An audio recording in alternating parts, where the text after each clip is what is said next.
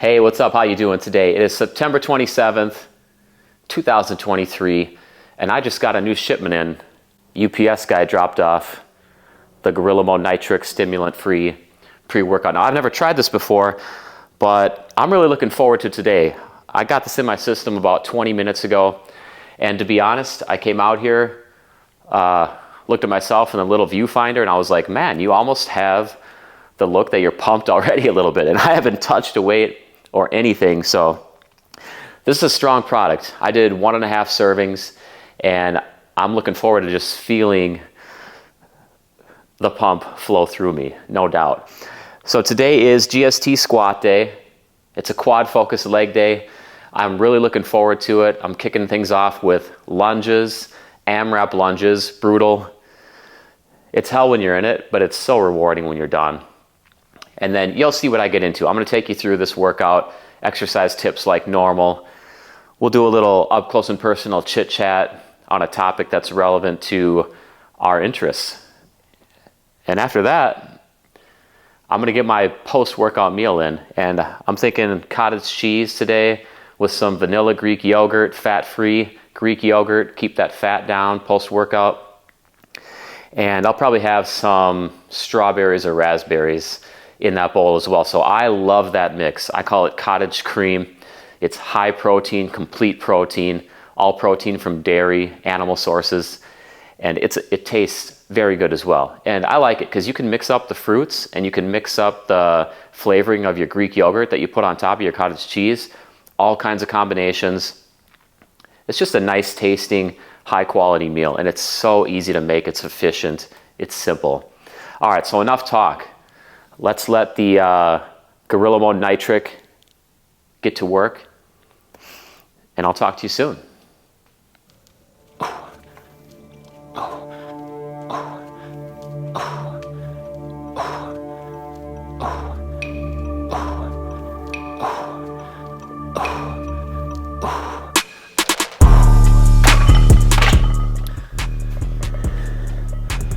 All right, starting off, man, feeling really good today, as expected. So we got reverse lunges going on here. Of course, when I'm stepping back, I'm not taking a mega size step. I'm not taking a tiny step either. I'm taking that mid-range step so I can get a good amount of front knee bend, focus on those quads, and not have an excessive amount of stretch in my glutes. So that's the way that I recommend doing a quad focused lunge. Not a super huge step, not a tiny step. You gotta find that happy medium. It gives you a good mix of quad activation, front knee bend, stability, confidence, all that stuff. And that only matters more as it gets heavier. So I'm gonna throw a plate on. We're gonna get the first working set out of the way and just keep it moving forward. 6 reps, 135, no problem.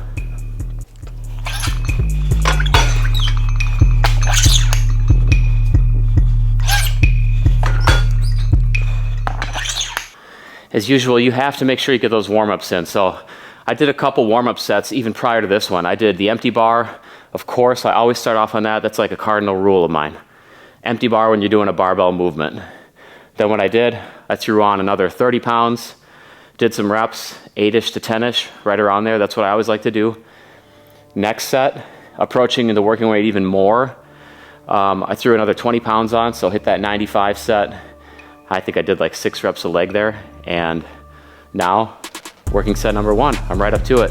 Fully warmed up, I'm ready, I'm safer, and I'm stronger because of the warm-up scheme that I just did. And I don't care if you think it takes a little bit of extra time. It's 100% worth it, 1000% worth it. You need to do that. That's training smart, that's training for longevity.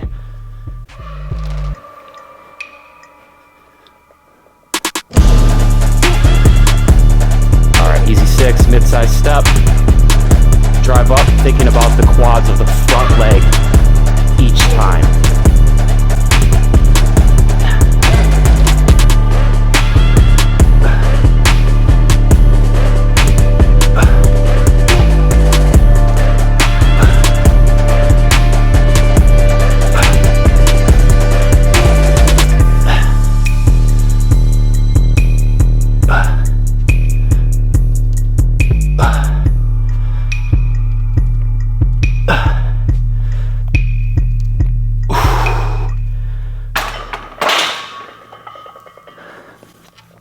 Okay, feeling great. That was a nice set. A little out of breath. It's gonna catch up to me a little bit, but that's normal. You know, one thing with lunges is that everybody seems to hate lunges. It's the number one move that my clients complain about every time. Lunges, split squats, unilateral leg work in general. I actually love lunges though. I've grown to love them. I've built up good strength with them. I feel confident with them. I feel like they are the squats, maybe not twin brother, but maybe they're like a grade below the squats in age. They're very close. And when you think about a lunge, you know, if you were to look at me from the side when I'm doing lunges and just forget about my back leg, take that away, you're essentially in a squat position at the bottom of your lunge anyways. It's just with one leg. It's easier on your back because you don't have to load it as much as a squat. You're working with one leg. So you don't have to load up the weight on your back as much. You can do it with dumbbells easier than you can do squats with dumbbells. It has its advantages, I'm not gonna lie. And lunges are a big part of my training programming. I don't think I've programmed client exercises without lunges, unless there's a specific reason, maybe a limitation with their knees. You know, that's about it. A limitation with their knees is the only reason that somebody really can't do lunges. I'm sure somebody will mention like some random outlier reason, obviously, but that's the main limitation. And I don't think I've programmed anyone's exercises without lunges for years and years and years, because I just think they're that valuable. It's a great exercise.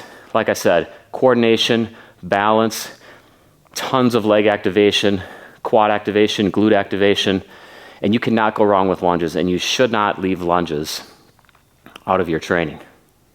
GST core lift, squat day, working set number 2, goal of 6 reps, 135. Let's get it done, no problem.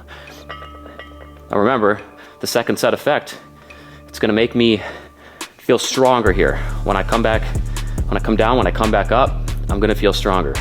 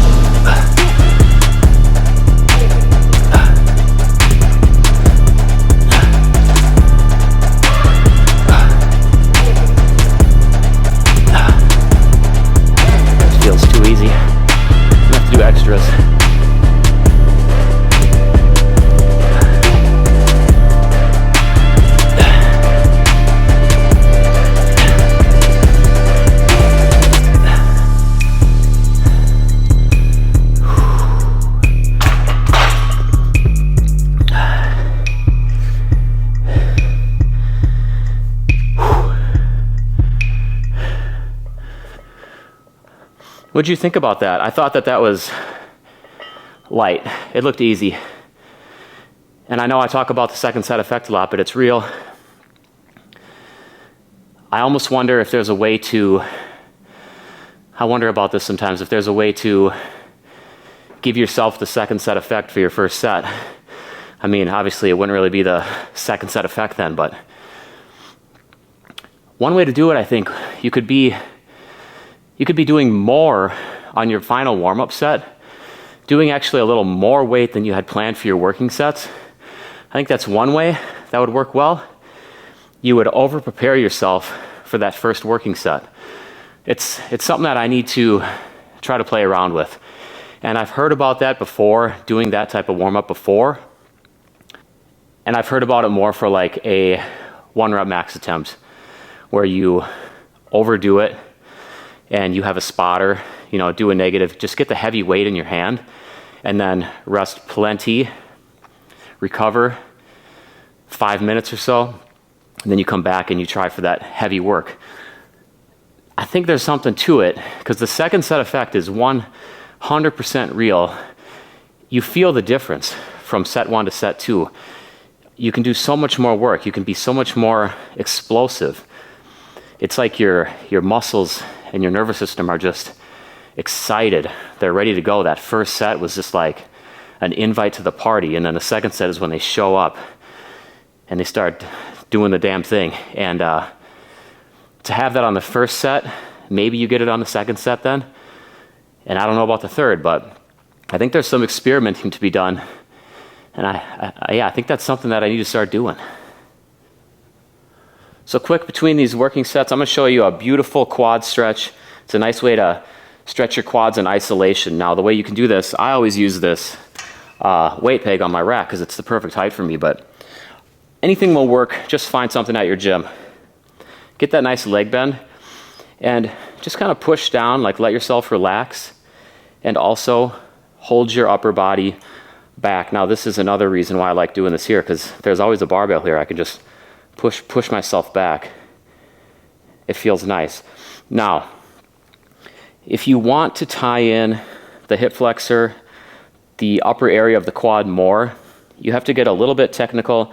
And what you can do is you actually tuck your stomach in, like flex your stomach, round your back.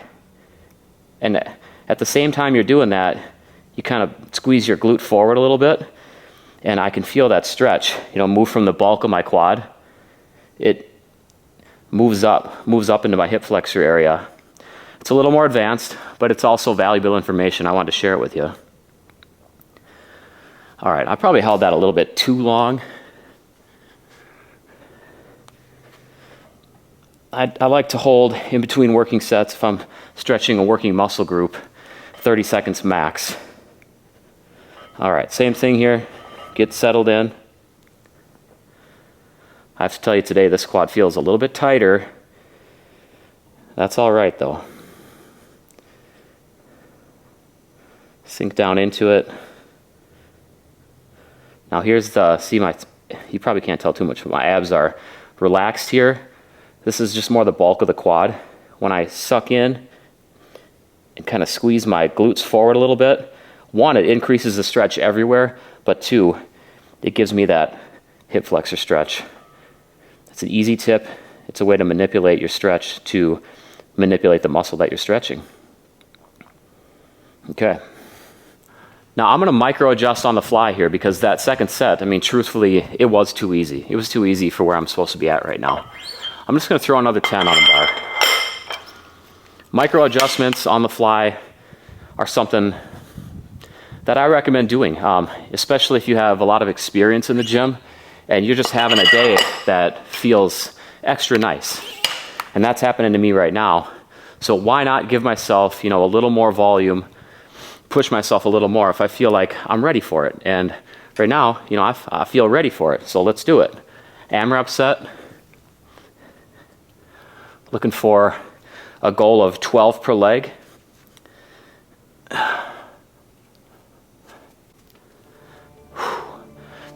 Medium-sized step, drive up. Now I'm not going to talk much through this set because I'm focused on doing the work, getting the high volume in, staying focused on balance. And mind-muscle connection, of course, that's my top priority. So quads, quads, quads.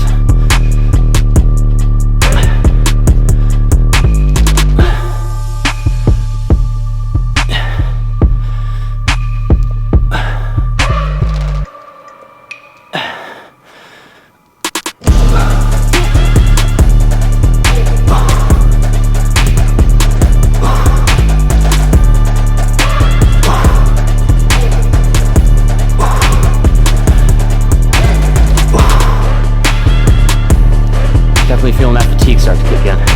Burn. Whew.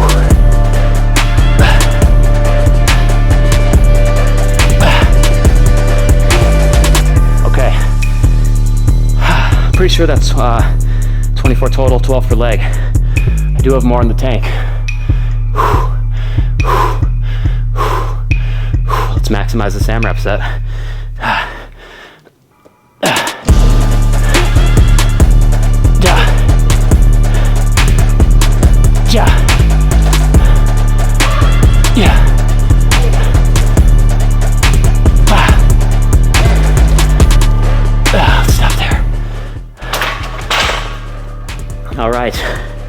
That was a mix of general fatigue, a lot of burn in the working muscle groups, quads especially, and towards the end of that set, the glutes started to fire up. That's normal.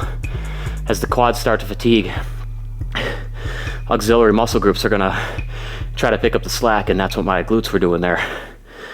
Whew. 15 per side.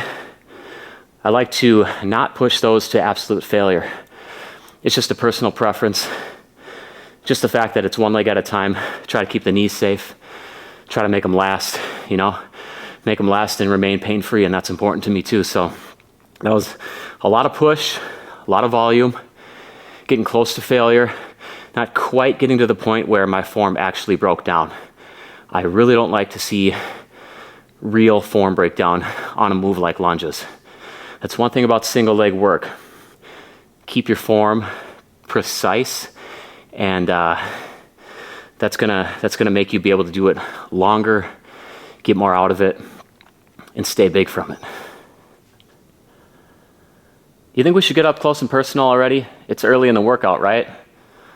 But you know, that set was kind of tough. I want a little bit of recovery, a little bit longer, so now is the time. I want to talk about what my plan is over the winter, because winter's coming up. I know it's not fun to think about. Nobody likes to think about winter when you're living in the northern states, like me, up in Minnesota. It gets freaking cold, and there can be a lot of snow, and that can mean a lot of shoveling. Now, I have a big driveway. I finally got a snowblower a few years ago. That definitely helps.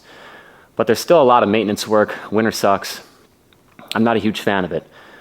But it's a great time to bulk. Now, I gotta say, I don't care if people don't like me saying the word bulk, because sometimes I get feedback and I see other people talking about, yeah, bulking is dead, bulking is this, that. I mean, it's so dumb. Bulking is not dead. Bulking is 100% alive. And, you know, bulking, it just means you're eating in a calorie surplus to gain weight because you're trying to grow, because you want to get bigger. You don't have to call it like a clean bulk, main gaining, you know, crap like that. It's just new terms trying to reinvent the wheel, trying to reinvent the bulk. You can bulk responsibly. You can dreamer bulk, gain a ton of excess fat and have to worry about cutting that off later, but it's still bulking. And that's gonna be my plan for this winter. I wanna have an objective with these vlogs, with this series, and I wanna have something that is a continual topic for an extended period of time, because I think that's fun. I haven't really focused on gaining weight for a long time, and gaining weight was my number one objective. It's the number one reason why I started lifting in the first place, because I went from twig to big. You know, I didn't go from overweight to ripped. I didn't do that. I was never an overweight kid. It just wasn't me. I was always active, never really focused on just eating like giant meals, overeating as a kid. I was always outside playing around, you know, the good days, the glory days, growing up in the 90s, the 80s. Those were great days. But that's a different topic. Bulking. So this is gonna be my objective for the next 6 months. And I think that's a good time frame. The program that I'm on right now is GST size. It's a 25-week program. I'm on week 2, so it fits. So in other words, bulking starts now. And I'm gonna be doing weigh-ins. I'm gonna be doing more meal talk, nutrition talk, because I wanna show you how to bulk properly. I've gained like 60 pounds, 70 pounds in my life, most of it lean. So I know what the hell I'm talking about, and I've been doing it for a long time, you know, decades. I remember when I first learned about the power of the calorie surplus. I was 20 or 21 years old. I was in an apartment with 4 other guys. We had one fridge, one freaking fridge. And people ate each other's food. You know, I didn't like that, because I learned that if I want to actually gain weight, and this was the time when I really started to gain weight, that I had to be in that calorie surplus. So you know what? I had my own bedroom, And my bedroom eventually got its own full-size fridge. And after that point, I started to gain weight. I would go to the grocery store, buy my own food, stock my own private fridge in that apartment complex with 4 other guys, because nobody could touch my food that way. Food became valuable. Food became a key, like a main ingredient to muscle for me. And that's the same for everybody else. If you are not eating enough, you aren't going to maximize your muscle gains. You're just not going to do it. And you're not going to maximize your strength gains either. The strongest men in the world, they don't eat like birds, you know? They eat, I don't even know what eats a lot, but they eat like animals that eat a lot of food, a shit ton of food. Now, I'm not going to be eating 10,000 calories a day. The most I've ever had to go up to was 5,000 calories a day. That's when my body seemed to hit its genetic limit and just tell me to screw off, and I had to pull back, because otherwise I just felt bloated all the time, and I felt like I was tapped out for my natty gains. I was about 220 at that point, and that's the most I've ever weighed, because I don't want to eat more than that, and I don't think I'm going to have to do that now. I'm a little older. That was about 10 years ago, and I've maintained around 200 pounds since then. I will say that I am a leaner 200 pounds right now than I was back then, which is pretty amazing. I think that's a testament to just not stopping, just never stop training. And that's been my life since I was 16 years old. Always a little bit focused on nutrition, sometimes more, sometimes less. Always getting my protein in, always getting my 4 to 5 meals per day. And that's what I've been doing for a long, long time. So I am more than excited to get back into that. I don't care what anybody says. The bulk is alive and well. I'm going to be getting my bulk on starting today, and I look forward to the journey, sharing it with you, providing you knowledge, showing you my passion on how it's done. All right, so that was a hell of a long break, way too long of a break. But let's get into what's next. I'm going to do squats, Oppen Bar Squats, quad focused. Let's keep getting it here. All right, definitely want to hit a warm up for this, because while it does work the same muscle groups as the lunges that I was just hitting, it's a different type of form, and you need to get your nervous system in the proper form groove. So you do a warm up set, and you get your nervous system in the proper groove. So this is a Oppen Bar Squat, real deep, closer stance, definite quad focus squat, heels raised due to the addy powers.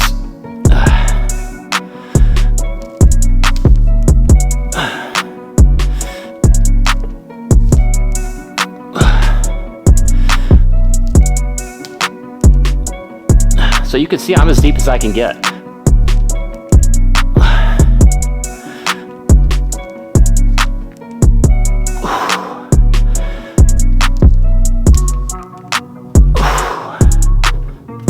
Working set 1. Now, you know I love me some depth markers, and I'm going to be using that.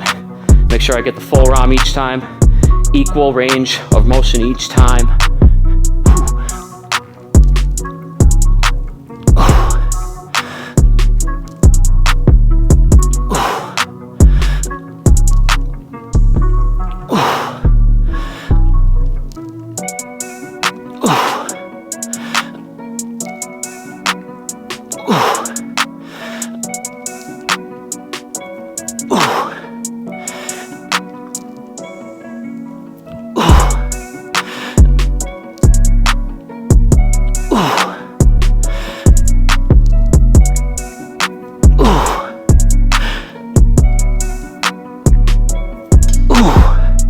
Very nice.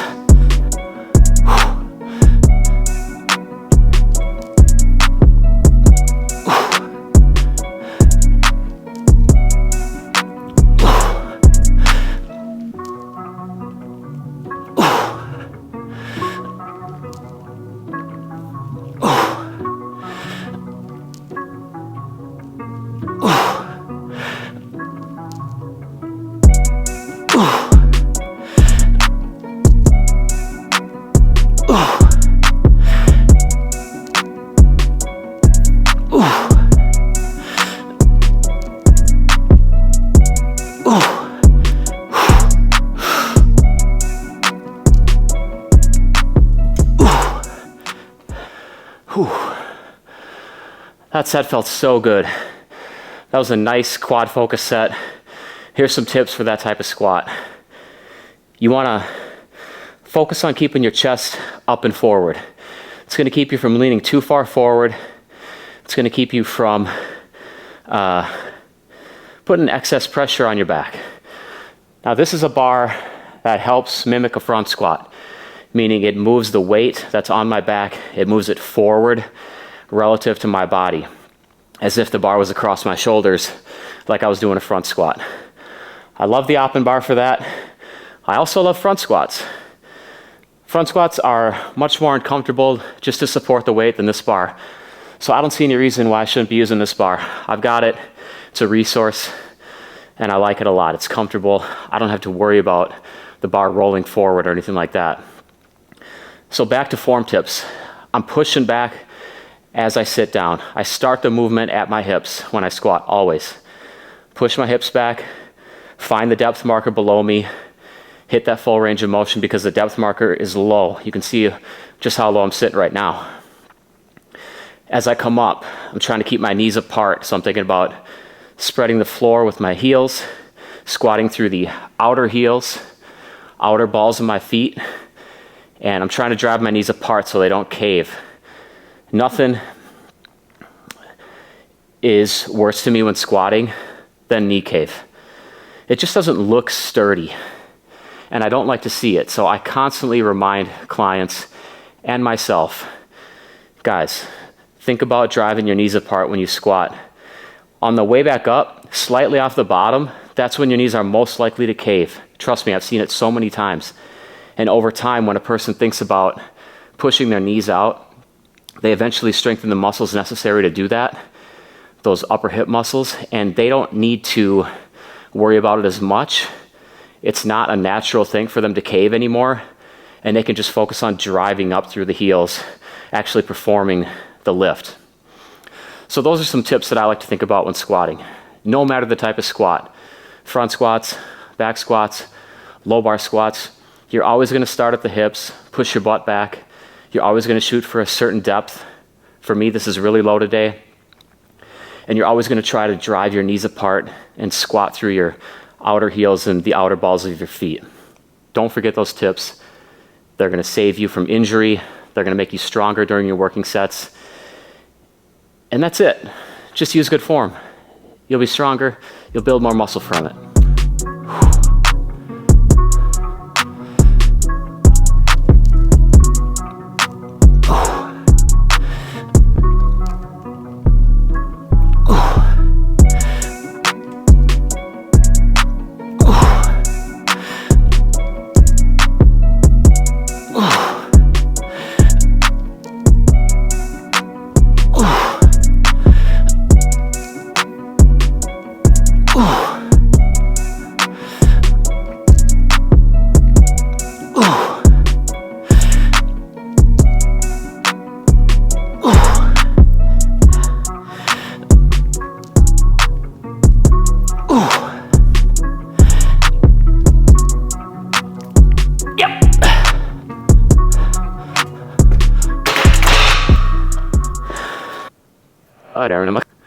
Sir, jag hörs nummer upp när det accelereras. Det är måste bli här men nu måste jag ready. Svenskt sparsna. Nej, det ser det smart här för oss där anamma. Sir, jag hörs nummer när det accelereras. Nej, seriöst stand. Nej, seriöst så på det lite. Head geld stick off. Gallery snack. Head geld stick off. Now. Hey, vad han stick off now på det lite. Head geld stick off nej, seriöst så. Hey, vad house. Hey, snook you ner stick upp self-strip. Så det är den zero. Samar, bäst gå för mig på dansen det bättre när styr så på nästa gå för fest. As how say this fire snow must fire snack. Hey, när styr så stabil bäst både långt så Carolina up snack. Så neck. Smear smä hela lika skarpt när styr så på det som not sick gå för in the så det stauk now så gå för mig. That's new. Stauk now så gå för den nästa på no. Ni så det head geld så gå stauk nu med. Det är auch nur der Chef und bumst auf auch ganz das auch ganz da nicht nicht war ich hast nicht skript hast nur mehr nicht fast ich nicht nicht bumst I was with a scare sing it Hörofsna vid oss, går precis i Jerusalem. Men det känns auf, han är så jag fam det känns auf, hamar. Ingen råd smatt I mean, snitchnet jag har inte mer rosigt. Han snitchnet jag bara kan. Okay, so Roman chair hypers. The thing with these is you want to get a nice hamstring stretch at the bottom. You want a little bit of leg bend, so you got to set up your roller so your legs aren't locked straight. Allow yourself to have some knee bend, like a Romanian deadlift. That's what this is all about for back safety, is having that slight knee bend.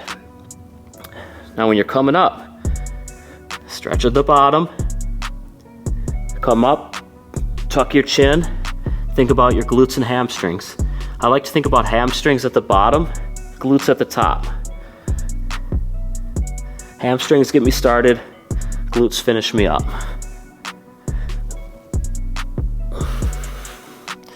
All right, let's get the weight going. Now I like to just hold this here. I try to keep it in the same position because if I move it around, technically the resistance is gonna change a little bit. So I just keep it, I'm in contact with my nose here. Hamstring stretch, glute flex, repeat.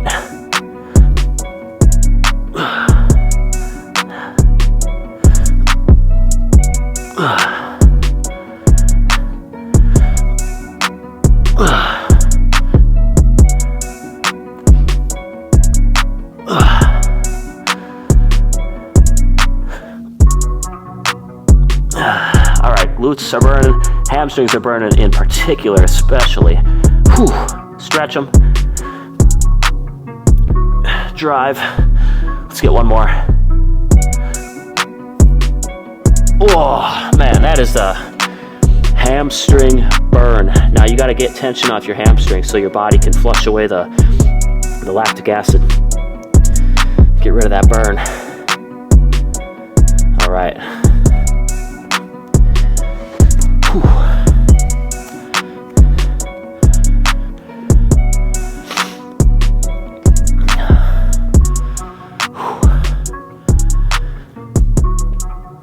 So that was a nice tutorial set of Roman chair hypers. I'm not gonna deliver that type of tutorial for these next two working sets. I just gotta get in there and I just gotta get it done and focus on mind-muscle connection. I can't be talking to you throughout the whole exercise, every exercise. I would sacrifice gains. I'm not gonna do that. But for real though, there's only so many tips I can say per vlog here. So I gotta save some of the good stuff for later. Whew, man, I love that hamstring glute pump. It really feels good. It makes your legs feel thick, full. It's a great feeling.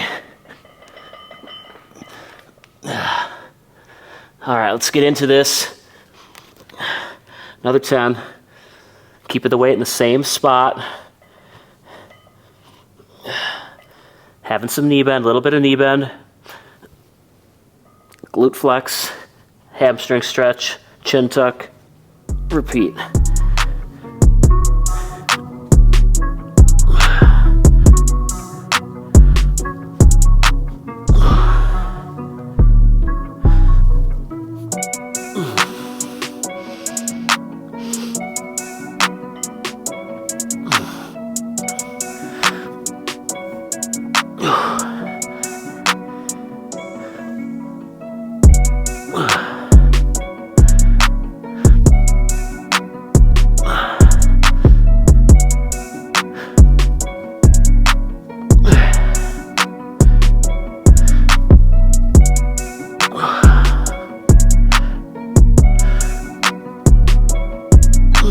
Get another one in.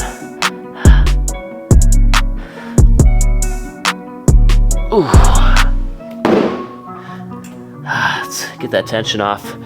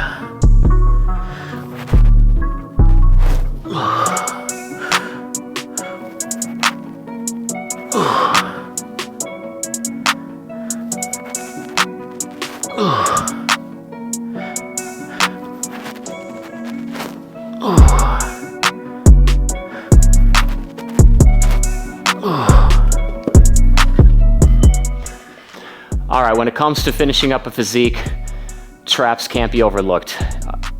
To me, it's the muscle that really makes somebody look extra big, especially in clothing, in shirts, because you can just tell, you know, you just see the pop off the neck. You got the shoulder width, then you got level 1, and then level 2 as the neck and the head. And to me, it's necessary to have traps. If you want a beast physique, you gotta have those traps. And barbell shrugs, they've always got the job done for me. The combination of barbell shrugs, always doing some type of deadlift. I really think that combination, not just the shrugs, but that tension during those heavier deadlifts over and over and over and over, you know, pulling my shoulders back, using my traps to do that as I'm dropping down into the bottom of a deadlift, leaning my torso over, and then always having that tension on them as I'm lifting, always keeping them tense. That stimulus combined with isolation like barbell shrugs, it does the trick, man. That's gonna grow your traps. Do not leave shrugs out of your programming.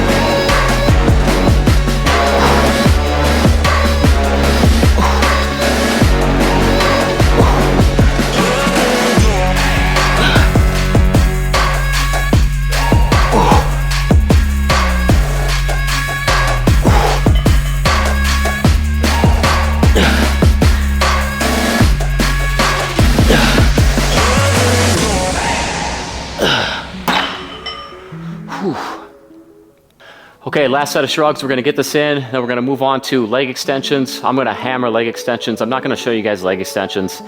It's a boring move, but it's awesome for the quads. Isolates the quads, crushes the quads. All right, so we're gonna get on with this set.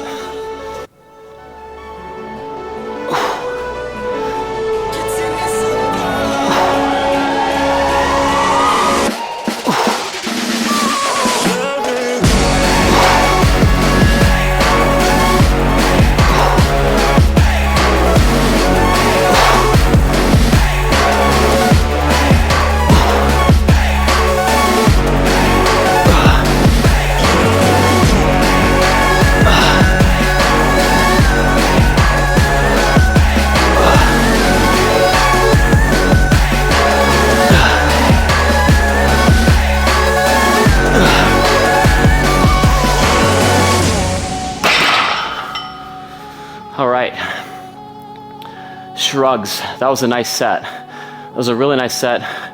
Good way to finish off that posterior chain today. I'm not hitting any more posterior chain. I got my hamstrings done with the Roman chair hypers, a little bit of spinal erector, glutes. Now I hit the upper posterior chain with the traps, and now it's back to quad focus. I'm gonna be doing leg extensions. I'm gonna get a bunch of sets in because I want a bunch of volume, so I'm gonna do 5 to 6 sets. 12, 15 reps, challenging weight. I just want to do more volume on leg extensions today. I've been feeling that lately, and I don't see any reason why I can't do that. So I want to show you guys some hanging leg raises. So hanging leg raises have a lot of different variations. You could do straight legs, bent legs, try to get your knees real high. Sometimes you could try to get your toes all the way up to the bar. I have done that. Those are very difficult. I try to do like sets of 10 of those, honestly. They're very tough. I'm going to just show you today knees bent at the top of the range of motion, so knees towards chest, and I'm going to talk a little bit about the rhythm that I like to get into and how to stay in that rhythm.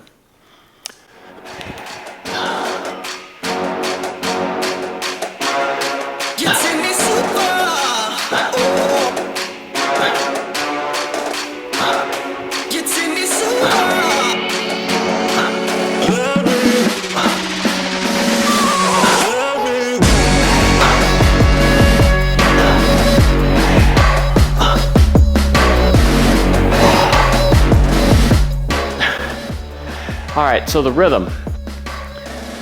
With hanging leg raises, it's easy to get swinging, and swinging will really mess you up.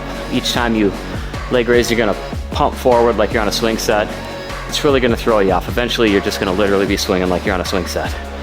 So what you wanna do to break that, every time you pull up your legs, do that leg raise rep, you have to do it when you're forward, when you're about to start coming back.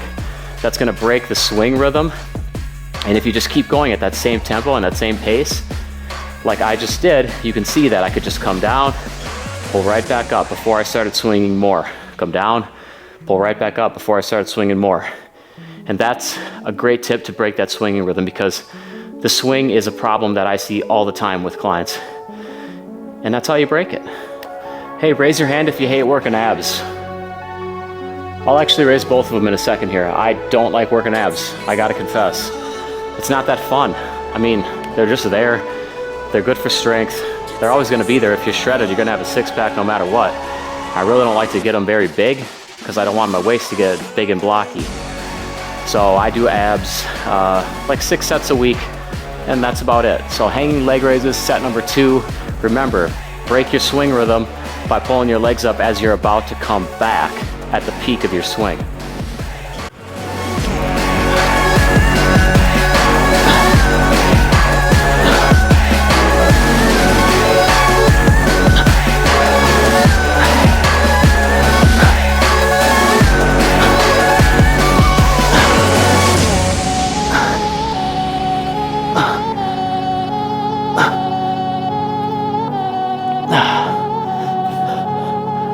There we go. So you can tell, once you're in the rhythm, stay in the rhythm, because otherwise you're gonna get swinging. We're doing hanging leg raises here. We're not playing on the playground. We're not doing swing set games. Swinging, otherwise known as swinging, yeah. What the fuck are swing set games? Hanging leg raises. Work your abs, work the lower abs, mid abs. If you really come up high and crunch up, get those upper abs going as well. I like them as one of my primary ab exercises. Leg raises, sit-ups, cable crunches, or some type of ab crunch machine. Those are my go-to ab exercises.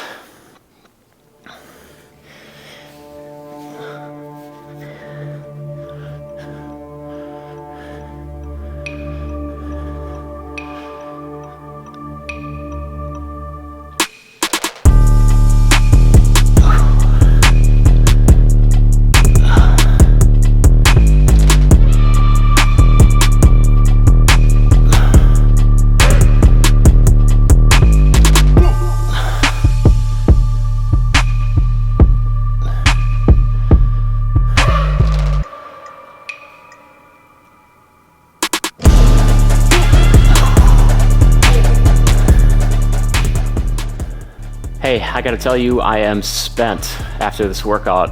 I just finished up my 6th set of leg extensions, finished up my 3rd set of leg raises. I hit calves for the last 2 previous days, so I didn't do those today. But let's just do a quick recap, and then I'm gonna get me some of that sweet cottage cream. You remember that from the intro? Cottage cheese, your flavor of fat-free Greek yogurt, and then your choice of fruit. I prefer any type of berry or pineapple, to be honest. Lunges, reverse lunges, hit those 6-6 AMRAP. Everything else from here on out is 3x10, roughly, just adjusting on the fly a little bit, maybe adding a rep or 2 here or there. Oppen Bar Squats, deep squats with the heels raised, quad focused. Roman chair hyperextensions, weighted, that's hamstring, posterior chain focused. After that, high volume leg extensions. That one I did not do for 10 reps. I did for, actually I ended up doing sets of 20, 6 sets of 20, 120 total reps. Mega pump. That's all I have to say about that. Feels amazing. I can feel it right now. Barbell shrugs, 10 reps. Got to complete the package with a pair of traps. That is non-negotiable, especially for men. Hanging leg raises, and that's it. I mean, if I forgot anything, it's because I'm in that post-workout fog right now. I'm sure you've experienced that. So I'm going to say that's it. I want to get my protein and carbs in. Stat, not because the window of opportunity.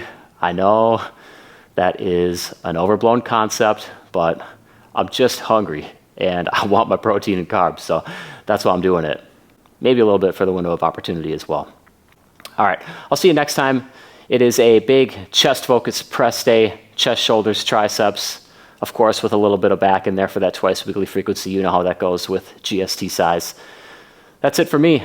I'll talk to you later. You have a good day today. Bye-bye.